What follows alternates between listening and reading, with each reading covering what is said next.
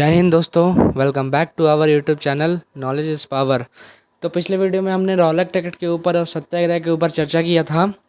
आज के इस वीडियो में हम लोग आगे कुछ बातों पर चर्चा करेंगे, लेकिन थोड़ा सा हम लोग पीछे फ्लैशबैक से शुरू करेंगे ताकि आप लोग को थोड़ा थोड़ा रिविज़न भी रहे और आप लोग को याद भी रहे और इंटरेस्टिंग भी लगे। तो हुआ क्या कि रॉलेट एक्ट जो है वो कैसे पारित हुआ था? इंपीरियल लेजिस्लेटिव काउंसिल से पारित हुआ था। इसमें जितना भी जो भारतीय लोग था वो इसके विरुद्ध था।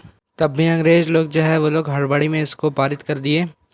और इसमें था क्या कि किसी भी जो भी व्यक्ति अंग्रेज़ों के खिलाफ़ राजनीतिक षड्यंत्र कर रहा है या अगर उसके ऊपर शक है अंग्रेज़ों को, तो इस एक्ट के तहत वो उसको 2 साल के लिए बिना कुछ का अपराध सिद्ध हुए उसको पकड़ करके जेल में रख सकते थे, बिना कहीं कोर्ट में पेशी किए।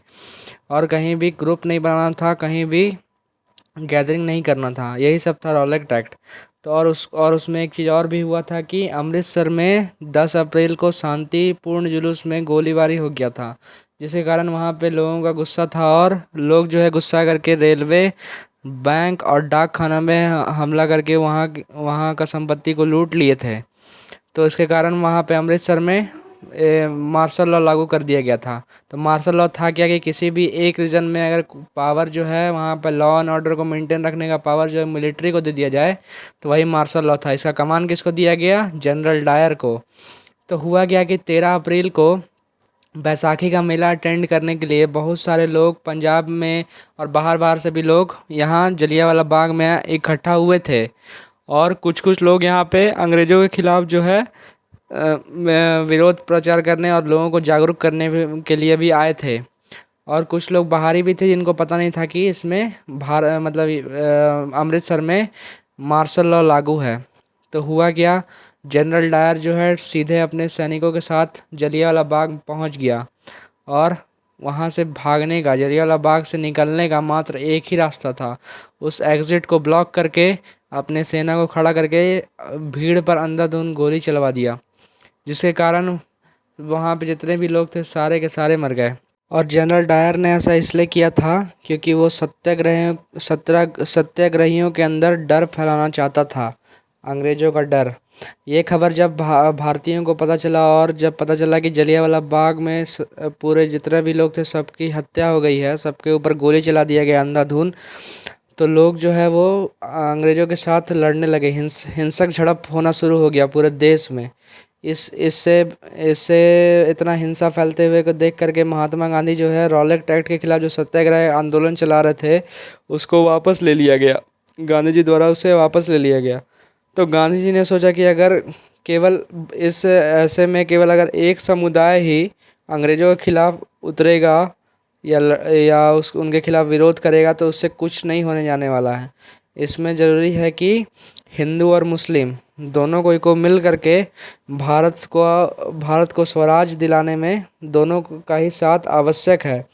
तो हुआ क्या कि जब पहला विश्व युद्ध ख़त्म हुआ था, 1918 में ख़त्म हुआ और 1919 में रॉलेट एक्ट भी लोग पास कर दिया था। और जलियांवाला बाग भी 1919 में हो गया। कब हुआ? 13 अप्रैल को। तो जब पहला विश्व युद्ध ख़त्म हुआ तो ऑटोमन साम्राज्य का जो राजा था वो इस्लाम का जो आध्यात्मिक नेता होता है, खलीफा, वो था ऑटोमन का राजा। ऑटोमन साम्राज्य, आज ऑटोमन साम्राज्य कौन सा देश है? तो जो टर्की देश है वही है ऑटोमन साम्राज्य। उस समय पहले वो ऑटोमन साम्राज्य था। तो उसका जो राजा था वो खलीफा था। तो अफवाह ये पूरा विश्व में फैल गया कि अब अंग्रेज़ लोग जो है उसके ऊपर बहुत ज़्यादा हार्श ट्रीटी लगाया जाएगा ऑटोमन का, प्लस उसका पावर भी कुछ ख़त्म किया जाएगा। तो उसका पावर बचाने के लिए मार्च 1919 में बम्बई में एक खिलाफत कमेटी को बनाया गया, एक खिलाफत समिति का गठन किया गया। इस समिति को बनाने वाले 2 भाई थे, इनका नाम था मोहम्मद अली और शौकत अली। ये दोनों भाई गांधी जी से मिलकर के खिलाफत मुद्दे पर जन कार्रवाई के लिए गांधी जी के पास आए थे। तो गांधी जी को ये बहुत अच्छा मुद्दा लगा हिंदू मुस्लिम को एक करने का। तब गांधी जी ने असहयोग आंदोलन का विचार उनके दिमाग में आया कि अब असहयोग आंदोलन चलाना चाहिए। तो अब सवाल यहाँ पे उठता है कि असहयोग आंदोलन ही क्यों? तो गांधी जी ने अपने एक प्रसिद्ध पुस्तक हिंद स्वराज 1909 में लिखा है कि भारत में ब्रिटिश राज्य जो है भारतीयों के सहयोग से ही स्थापित हुआ है। तो अगर भारतीय लोग सहयोग अपना वापस लें तो साल भर के भीतर ब्रिटिश शासन ढह जाएगा और स्वराज की स्थापना हो जाएगी।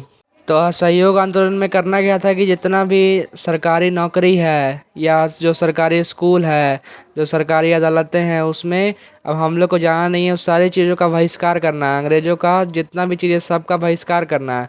और ये जो आंदोलन है इसको चरणबद्ध तरीक़ों से बढ़ाना है। जैसे कि अगर सरकार जो है अब अपना दमनकारी नीति पर उतर जाए, यानी कि एकदम ताकत के साथ लोगों को मारने पीटने लगे, दमन करना शुरू कर दे, तो फिर हम लोग को सविनय अवज्ञा आंदोलन करना होगा।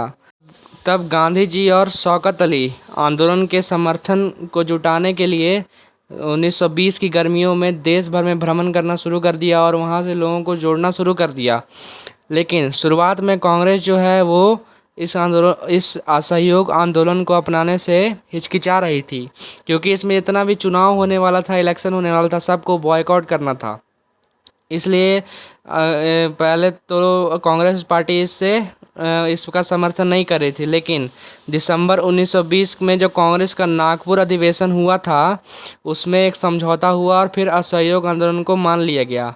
तो ये बात एकदम दिमाग में रखना है कि 1920 का जो कांग्रेस का अधिवेशन था वो कहाँ हुआ था, नागपुर में, और उसमें असहयोग आंदोलन को स्वीकृति मिल गया था कि असहयोग आंदोलन करना है।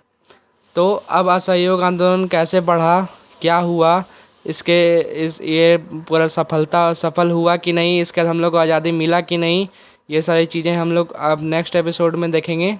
तब तक के लिए जय हिंद, जय भारत, धन्यवाद।